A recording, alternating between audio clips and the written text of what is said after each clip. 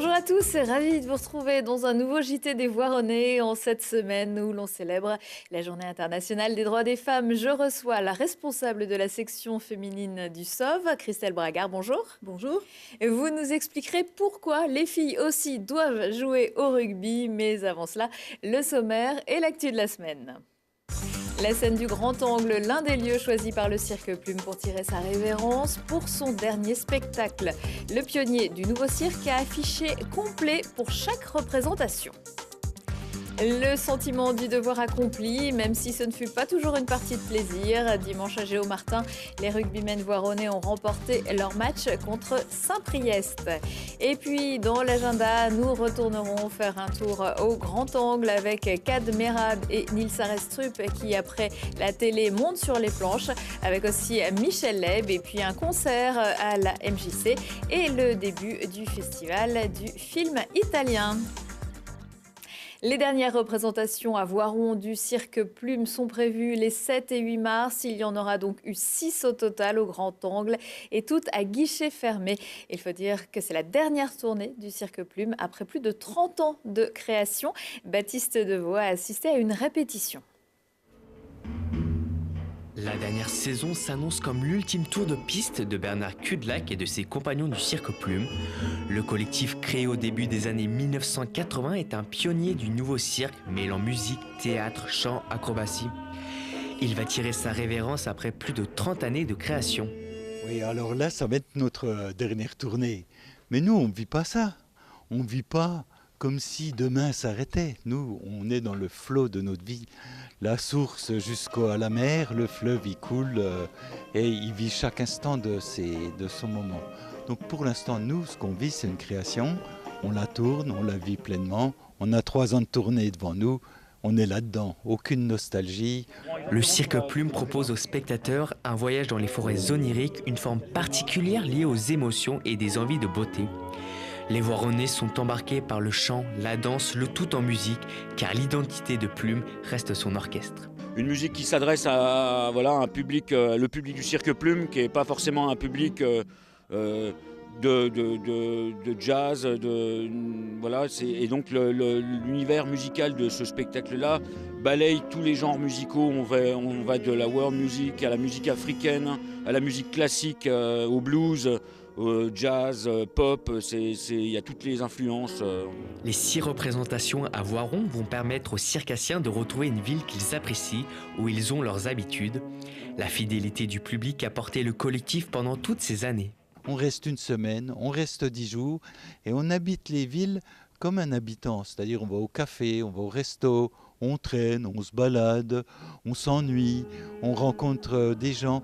Et ça, c'est de la vie d'un habitant. Donc quand on revient à Voiron, on a des lieux familiers, on va manger un chocolat, on va boire un coup. Et ça, c'est la vie de tournée. Le spectacle La Dernière Saison porte bien son nom puisqu'il signe la fin de l'aventure du Cirque Plume.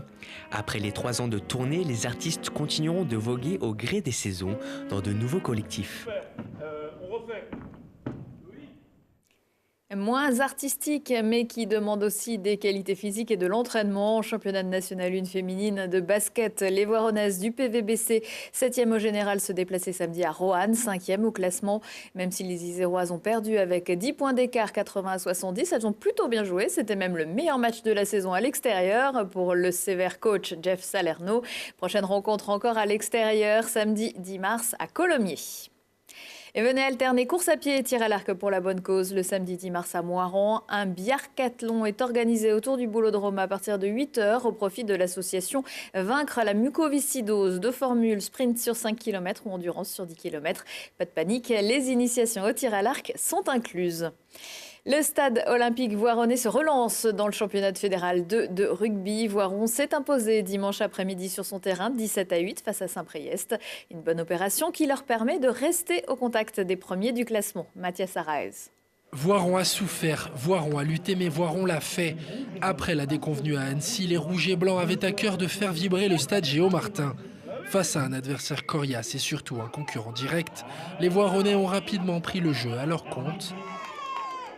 À la mi-temps, les joueurs du duo Ferruy-Picard menaient 6 à 3 grâce à 2 pénalités bien bottées par Hugo Collia. Au retour des vestiaires, c'est un tout autre match que nous ont offert les 30 acteurs sur le rectangle vert. Hargne, engagement, parfois même trop d'engagement, mais surtout de la vitesse et du jeu. Dans les 30 dernières minutes, un essai de chaque côté et 2 pénalités voironnaises venaient sceller le sort de la rencontre. On avait à cœur de faire une belle performance chez nous, ça faisait bien longtemps qu'on n'avait pas fait un gros match. Je pense qu'aujourd'hui, on peut regretter de ne pas avoir mis 3 essais en première mi-temps qu'on aurait pu marquer et qui ont été refusés sur des en avant.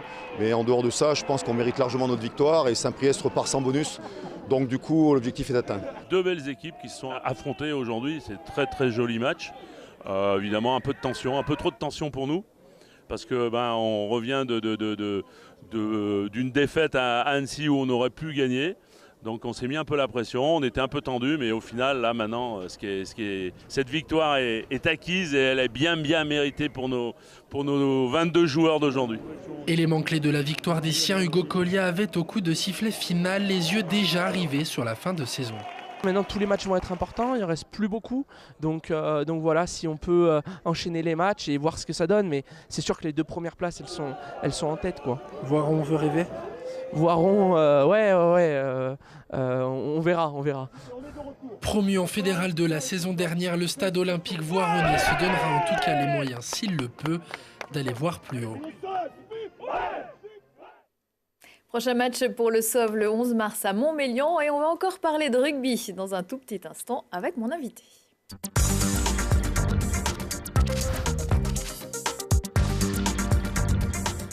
De rugby, oui, mais de rugby féminin avec vous, Christelle Bragard. Je rappelle que vous travaillez au stade olympique voironnais et vous gérez la section féminine du SOV. Cette section féminine, elle existe depuis combien de temps ? Alors, elle existe depuis 4 saisons, c'est sa 5e en fait cette année. Elle a vu son origine en fait dans la volonté de 3 passionnés, en l'occurrence sous l'impulsion de Bruno Delage, qui était vraiment fer de lance du projet, grand passionné de rugby et du SO Voiron.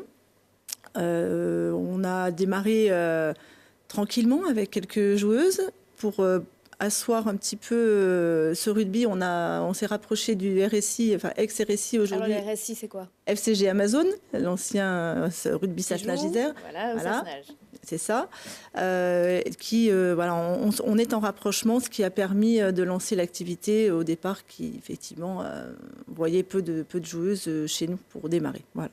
C'est une équipe, est-ce que c'est une équipe à 15 comme les garçons ? Non, alors c'est un jeu de développement, c'est-à-dire c'est du rugby à 7.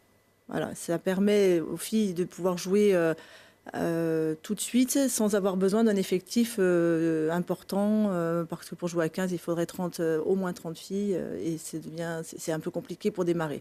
Pour l'instant, elles sont combien et c'est quelle catégorie d'âge ? Alors, on a fait le choix de partir sur des moins de 18 ans, pas sur des seniors, puisque la volonté, c'était quand même de pérenniser. Donc, pour ça, il faut former.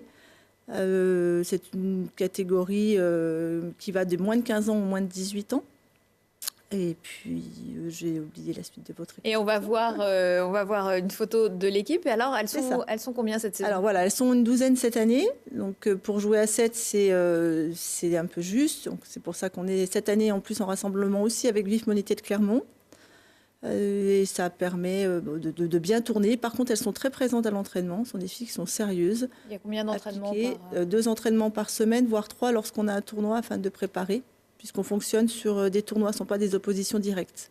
C'est-à-dire, c'est quel championnat ? Alors, c'est un championnat classique qui se base sur du... C'est du régional ? Oui, c'est du régional, pardon. Oui, on est sur un grand quart sud-est, on va dire. Après, ça se passe en 2 phases. Il y a une phase de brassage sur laquelle ça s'organise en 4 tournois. On rencontre toujours les 4 mêmes équipes. À l'issue de ces phases, si on est premier, on monte en phase en poule haute et on passe sur des phases de qualification qui nous amènent après sur des finales régionales et voire finales nationales. Alors pour l'instant, on en est où ? Eh bien, cette année, c'est la première année où on a réussi justement à se qualifier sur la poule haute et on est première de poule et on envisage bien d'aller aux finales nationales. Alors les autres équipes qui jouent avec vous ? Alors sur cette poule haute, nous avons Annecy, Nantua, Chambéry et 2 équipes donc du FCG Vif SOV. Les joueuses qui jouent dans cette équipe, elles ont entre 15 et 18 ans. Ça se passe comment le recrutement ? Alors, c'est un petit peu sur plusieurs axes. On a d'abord les joueuses qui sont nos meilleures ambassadrices auprès de leurs camarades de classe ou camarades tout court. Ensuite, on a des campagnes d'affichage, de flyers. On a aussi des journées découvertes qu'on fait en fin de saison ou en début de saison. Et surtout, l'axe que l'on souhaite prendre, c'est le milieu scolaire. Donc cette année, on a réussi, au bout de 4 années, à rencontrer les différents proviseurs des lycées du pays voironnais. Et on a monté une équipe UNSS. Voilà, pour favoriser le développement du rugby féminin sur le Voironnais. Et avec les garçons du SOV, ça se passe comment? Comment vous voient-ils? Eh bien, ils nous ont vus au départ, je pense, avec un petit sourire, amusés. Aujourd'hui, ils nous voient comme une équipe à part entière, avec des échanges cordiaux. Il n'y a aucun souci. Ils viennent même, on vient de voir les seniors dans votre reportage, certains sont venus à des entraînements pour faire part de leurs compétences spécifiques, comme le jeu au pied, comme peut-être la mêlée, même si sur le jeu à 7, on a peu de mêlée. Donc c'est établi aujourd'hui. Voilà, on a fait notre trou et on fait partie à part entière du club. Pourquoi les filles doivent venir jouer au rugby, particulièrement au SOV? Pourquoi? Parce qu'en fait, le rugby, je pense que c'est un des sports collectifs qui, quoique quelque gabarit que vous ayez ou quel tempérament, vous avez votre place et il y a vraiment de quoi s'épanouir. C'est un beau sport et c'est le même que celui des garçons. Est-ce que on va vous voir dans les tribunes à Grenoble samedi pour le match Destination France-Angleterre? Tout à fait. On ne va pas rater cet événement. En plus, l'équipe de France fait un parcours extraordinaire. Avec les garçons d'ailleurs. Oui, on peut le dire. C'est plaisant à regarder. C'est beaucoup aussi de travail et d'implication. C'est une super vitrine et les filles, effectivement, sont friandes de ce spectacle. Donc, nous y serons. Merci beaucoup, Christelle. Merci à Braga.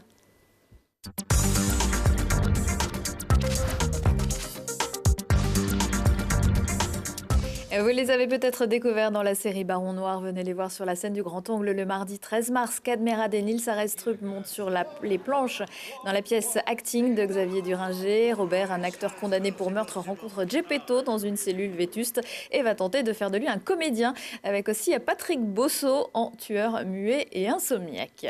Et ça fait 40 ans que ça dure. Michel Leb viendra présenter son nouveau spectacle 40 ans de carrière jeudi 15 mars au Grand Angle. Un one-man show rempli de souvenirs avec des parodies, des imitations, des sketchs désormais cultes, sans oublier une ambiance chic, live, joyeuse grâce à 5 musiciens. Bref, un vrai spectacle de music-hall. Le café-concert Atmosphère de la MJC vous invite lui à découvrir vendredi 9 mars le concert de poche de Monsieur Tron et Monsieur Poche, un spectacle de théâtre musical burlesque. L'un est guitariste naïf et candide, l'autre un contrebassiste d'une mauvaise foi cruelle et assumée.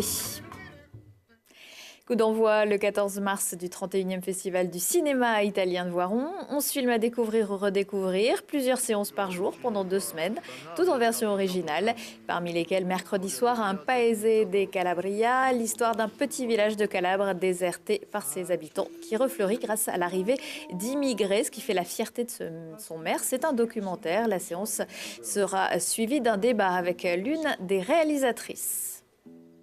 C'est ainsi que s'achève ce JT des Voironnais que vous retrouvez le mercredi et jeudi à 18h45 et en replay sur telegrenoble.net.